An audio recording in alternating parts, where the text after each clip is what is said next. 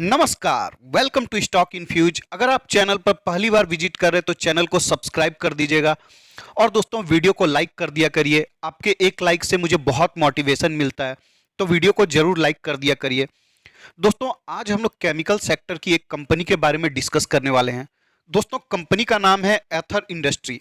तो जब आप सिर्फ कंपनी का नाम देखकर इन्वेस्ट करते हैं, तब जब स्टॉक का प्राइस टूटता है तो आपको होल्ड करने में काफ़ी परेशानी होती है। इसलिए हमें कभी भी किसी कंपनी का जस्ट नाम देखकर इन्वेस्ट नहीं करना चाहिए, उसके बिजनेस मॉडल को समझना चाहिए, देखना चाहिए ऐसा क्या खास है इस कंपनी में जो आने वाले समय में हमें रिटर्न प्रोवाइड कर सकती है। तो दोस्तों इसलिए वीडियो को पूरा देखा करिए ताकि आप बिजनेस मॉडल को समझें।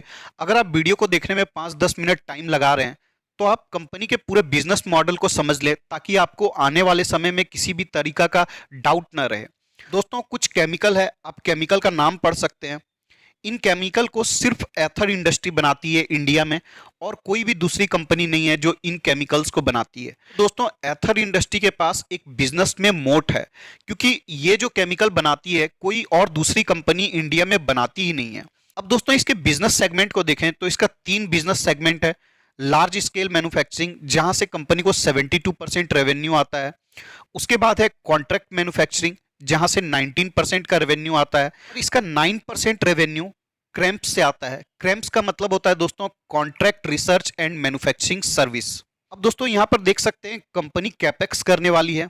कंपनी के पास ऑलरेडी 2 मैन्युफैक्चरिंग फैसिलिटी अवेलेबल है सचिन में, और कंपनी 2 मैन्युफैक्चरिंग फैसिलिटी और भी बनाने वाली है। तो कंपनी के प्रोडक्ट का डिमांड काफी ज्यादा है, और कंपनी इंडिया की इकलौती कंपनी है जो उन केमिकल्स को बनाती है। तो काफी अच्छा पॉइंट है दोस्तों, कैपेक्स किसी भी कंपनी के लिए काफी इंपॉर्टेंट होता है। आप कैपेक्स को देखकर ही समझ सकते हैं कि कंपनी में आने वाले समय में कैसा रिटर्न मिलेगा।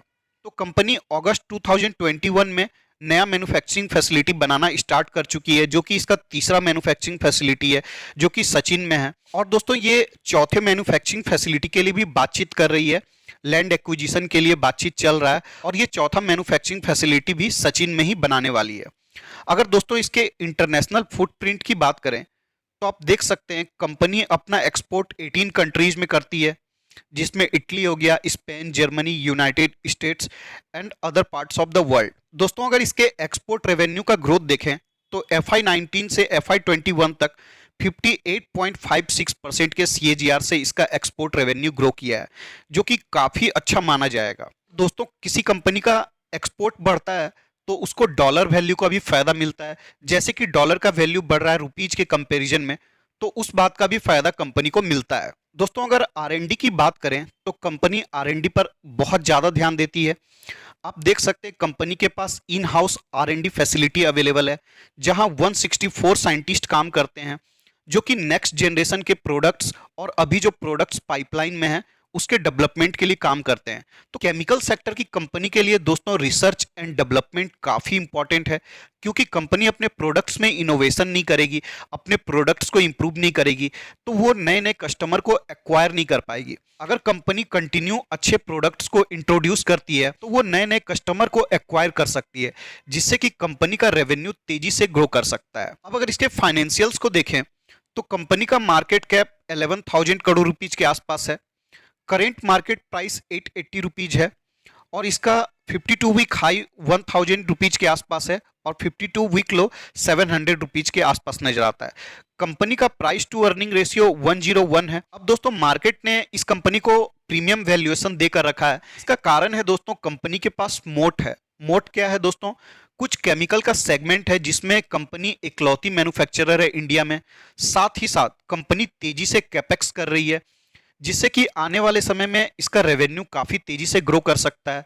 इसलिए मार्केट इन सब चीजों को देखकर इसको प्रीमियम वैल्यूएशन देकर रखी है। अब इसके सेल्स को देखें, FY19 में इसका सेल्स 201 करोड़ था, जो बढ़कर 302 होता है, फिर 450, अभी 590 है।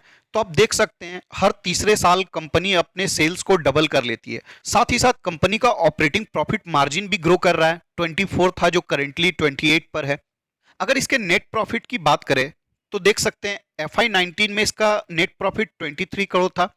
नेक्स्ट ईयर ये बढ़कर 40 करोड़ होता है, नेक्स्ट ईयर 71 करोड़, और FY22 में ये 109 करोड़ हो जाता है। तो आप इसका नेट प्रॉफिट का ग्रोथ देख सकते हैं, ये 4 गुना से भी ज़्यादा हो गया है पिछले 3 साल में। तो इस कंपनी में कमाल का प्रॉफिट का ग्रोथ और सेल्स का ग्रोथ देखने को मिलता है। अगर इसके शेयर होल्डिंग पैटर्न की बात करें तो कंपनी का लिस्टिंग हुए बहुत ज़्यादा टाइम नहीं हुआ है। अभी प्रमोटर के पास 87% का होल्डिंग है, जो कि प्रमोटर को कम करके 75% तक लाना होगा।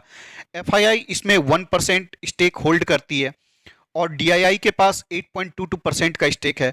पब्लिक के पास मात्र 2.78% का स्टेक है। अब दोस्तों, जिस कंपनी के पास बिजनेस में मोट होता है ना, वो कंपनी आपको डेफिनेटली आने वाले समय में अच्छा रिटर्न प्रोवाइड कर सकती है। जैसे एग्जांपल लेते हैं, जैसे डी मार्ट के पास मोट है प्राइसिंग का। अब जैसे बजाज फाइनेंस के पास डेटा का मोट है, उसके पास बहुत ज़्यादा डेटा है, जिससे कि वो पता कर पाती है दोस्तों कि किस कस्टमर को कितना लोन प्रोवाइड करने से वो लोन एनपीए होने का खतरा काफ़ी कम हो जाएगा। एशियन पेंट के पास दोस्तों डिस्ट्रीब्यूशन नेटवर्क का मोट है, उसके जैसा डिस्ट्रीब्यूशन नेटवर्क किसी भी दूसरी पेंट कंपनी के पास नहीं है। देख सकते हैं, जिस भी कंपनी के पास मोट होता है बिजनेस में, वो काफ़ी अच्छा रिटर्न प्रोवाइड करती है। तो आपको एथर इंडस्ट्री के बिजनेस में भी मोट देखने को मिलेगा। ये केमिकल के कुछ सेगमेंट में मार्केट की लीडर है और ओनली मैन्युफैक्चरर है इंडिया में जो उन केमिकल्स को बनाती है। इसमें खरीदारी के लेवल की बात करें तो 870 रुपीज़ के ऊपर इसमें एक सपोर्ट नजर आता है, नेक्स्ट सपोर्ट 850 रुपीज़ के ऊपर नजर आता है और फिर नेक्स्ट सपोर्ट 800 रुपीज़ के ऊपर नजर आता है। तो आप छोटी छोटी क्वांटिटी में यहाँ से बाइंग स्टार्ट कर सकते हैं।